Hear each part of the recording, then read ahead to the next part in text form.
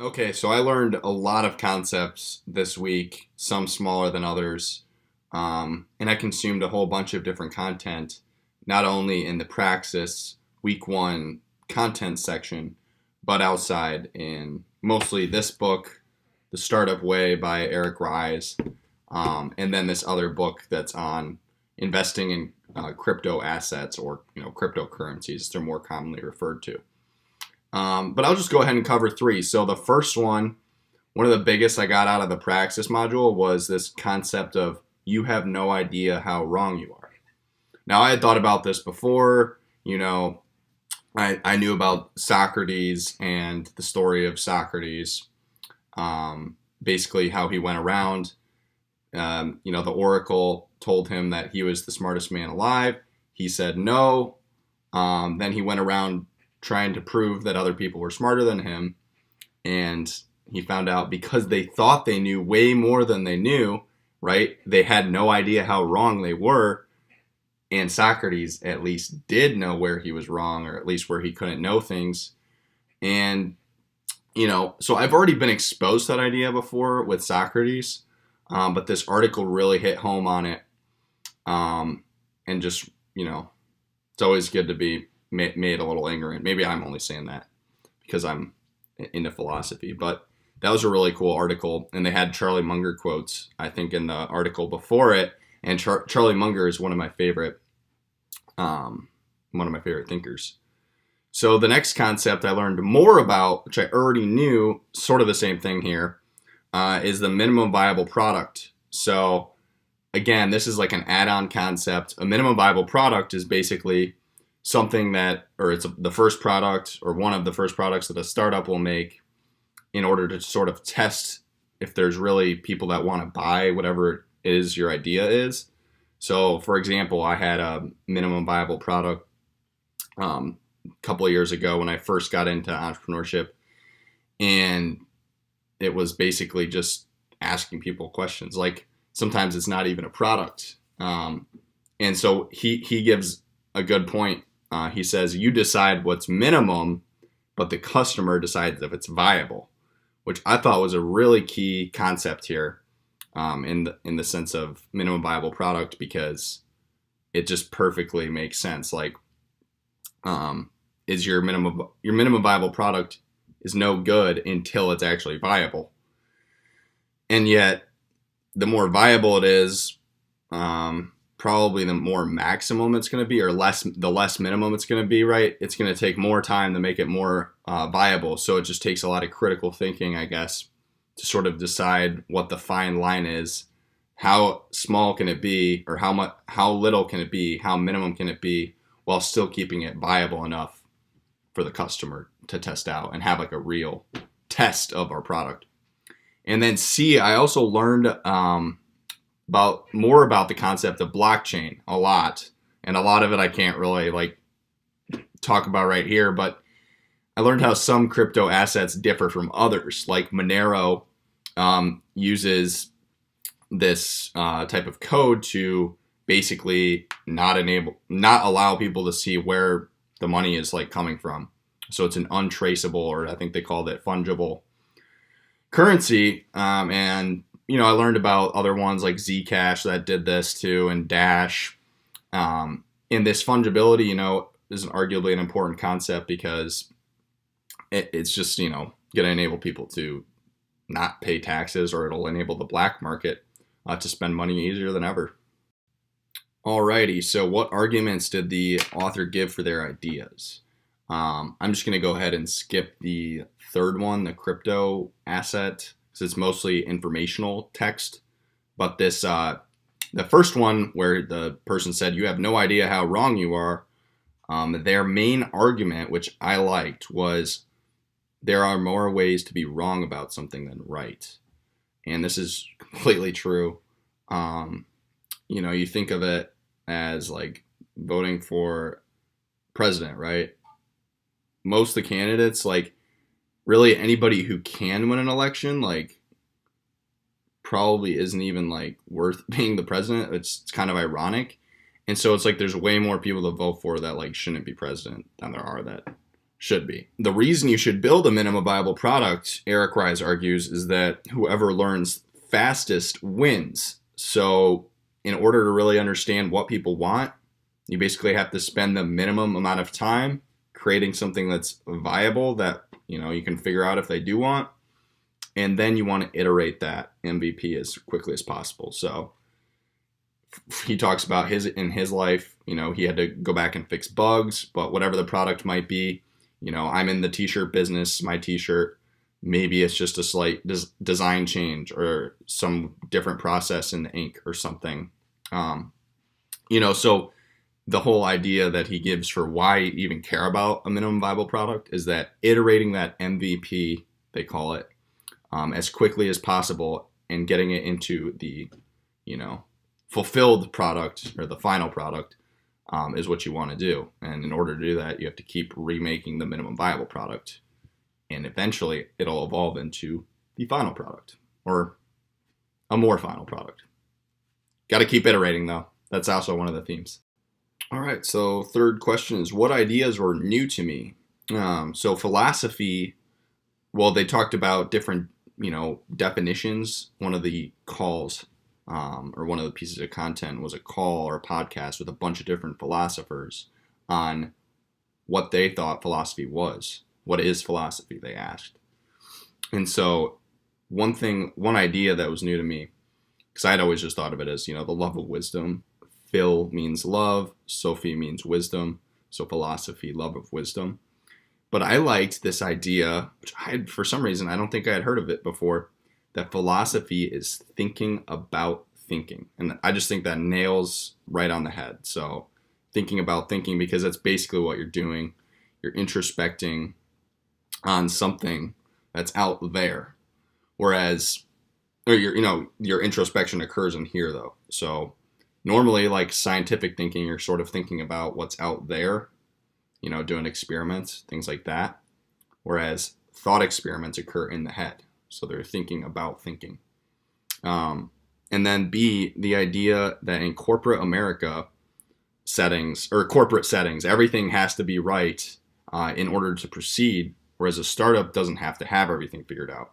So one of the examples he gives in this book is that Mark Zuckerberg, back when he was building the Facebook.com, he's very passionate about his idea, but that people wouldn't have invested, or in a traditional business setting, people wouldn't have invested in the idea because, he was a little bit inarticulate. But, the startup culture made it possible for investors to take him seriously because people were willing to overlook, these little things like, oh, he's not perfectly articulate. Well, he has a really good idea. He's passionate about it. He seems like someone that would be worth investing in. And so they kind of go on, he's explaining how this culture is just widely different, which is something I hadn't really thought about before in the investing sense. And then the analogy of Ethereum to Apple's App Store. So yeah, this was something. Ethereum is the number 2 biggest crypto asset or cryptocurrency right now. And as far as market capital anyways. And I had no idea that it was like this whole platform sort of for apps, or at least, and that's what the analogy was that they were giving in this book. Is so it's actually supposed to be like this world computer. So the vision of blockchain is different than Satoshi, who started Bitcoin. So that was something that I had really no idea. I knew that it was different, but I just thought that Ethereum was another cryptocurrency, sort of just Bitcoin, but different. But it's actually a whole nother take sort of on what blockchain is. As far as what new questions did this bring up for me and what did it make me more curious about? Well, it made me ask myself, how could I test the market more effectively or more quickly with my ArtSci t-shirt and geometry 3D printing products? So how could I test the market more quickly? How could I iterate what I'm doing more effectively and basically learn faster about the demand for, things that I'm trying to sell? I'm going to do more thinking on that, obviously.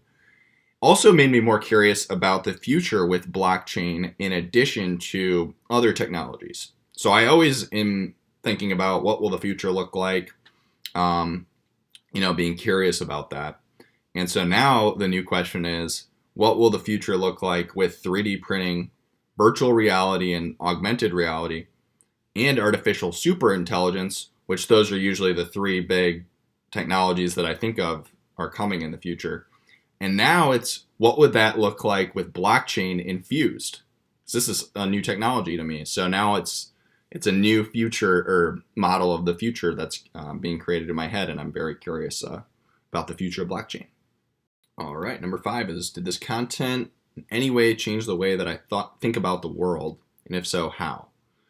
Well, certainly. So the module content, or the week 1 content from Praxis was just phenomenal. It's the type of stuff that I already read, but that stuff always makes me, introspect and get a more holistic worldview, I think. But in the startup way, it made me see the walking company, which is where I work now, for what it is, which is just it's a 20th century corporate setting. They're ultimately probably going to go out of business because they're just not doing what Eric Ries talks about in this book, which is basically listening to the customers, figuring out pain points, and addressing those pain points. Whereas my company just sort of is like dogmatic about using the scanner, even though a lot of the customers tell me they don't want to do the scan, they don't want to do a foot scan, or they just don't buy into it. They'll do the foot scan and they just don't care. It's like a mat that you walk across to give you custom art support. But anyways, so this made me realize that in some sense, every company and every person needs to be entrepreneurial and experiment. I've already thought about this before, but like he was saying, you're the one who decides what's minimum. The customer decides what's viable. So you want to, as people are young and they're figuring out what they want to do, like me, they want to experiment minimally in different areas and figure out, the viable amount of time to see, okay, am I liking what I'm doing here? Is this a viable career option for me? And sort of experiment their way into careers, where we don't really teach that in the in high school. It's all just, pick what you want to do and go to college for 4 years, and then you'll do that for the rest of your life. And it's like, where's the experimentation and dabbling into different things? Minimum, maybe it's not a product, but minimum viable experience. You got to experience the career that you're in. And this was something that it kind of was like a Eric Ries Praxis synthesis of ideas. So question number 6 was, what are the ways you can use the ideas even if you don't agree with them? So I said there weren't necessarily that many that I just didn't agree with, like outright, but I simply did, prefer some of the definitions of philosophy better than others. Like thinking about thinking was my favorite. And I think that's because, it's just simple. And I can use the other definitions, however, to help me formulate a more complete picture of how other people might approach philosophy in their philosophical style, and then adapt my, reasoning and communication to their philosophical style. Because, the definitions that we use ultimately show our framework and our way of approaching how we talk about things. So that's definitely something that's helpful, even if, I didn't like those definitions. Other people may use them. The last question is, how does the content relate to my own thoughts and ideas? And I think that I've already talked about that a little bit, but I'm going to elaborate on how thinking about thinking fits into my framework. So I like to think of it as imagining about the way that we reason, or imagining the sense in which we reason. So what that means is we're creating mental pictures in our head and actually thinking about how these different mental pictures connect and interact with each other, and the way we form, judgments out of that on how to act, how to vote politically, what kind of art we want to go look at. These are all nuances of philosophy, and that's why they've split off into their own branches.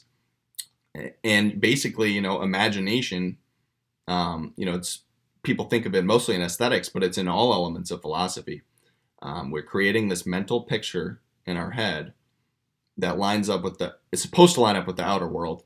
And reasoning is this, way in which we bounce back and forth between our inner world, this mental picture, and what's actually outside of us, or things in themselves, as some philosophers would call them. But yes, so that's one elaboration of something that I learned.